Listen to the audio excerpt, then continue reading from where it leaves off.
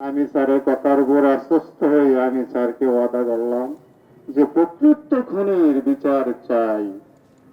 আমার ছেলেকে একজনে মারছে আর একজনের বিচার আমি চাই না। আমি চাই আমার ছেলেকে যে মারছে তার বিচার। আর আপনারা সবাইকে আমার জন্য দোয়া করবেন। আমার যুবু, আমার হুদের নাম ছিল জুবাইদ হোসেন।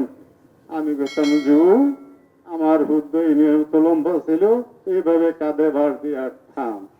আমি যখন ঢাকাতে মাল কেনার জন্য আসতাম, আমার ছেলের কাঁধে ভার দিয়ে আসতাম। আর যুবু, আজকে আমার যুবু নাই, যুবুর মাকে আমি কি বুঝ দিব, সেই চিন্তায় আমি উপস্থিত। উত্তম সুখে কাতর, অতি সুখের পাথর।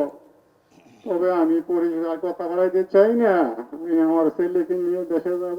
যতক্ষণ পর্যন্ত আমি প্রকৃত আসামিদের আমার হাতে না পাবো, তাদের জিজ্ঞাসাবাদ করতে না পাবো, ততক্ষণ পর্যন্ত যাই বলবো অনুমান নির্ভর। আমার অনুমান আপনার অনুমান সমান, এই অনুমান আমি করতে চাই না।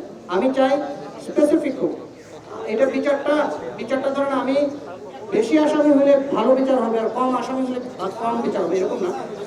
যদি বিষয়টা হয় যে অপরাধী 50 জন, 50 জনের আসামি হবে।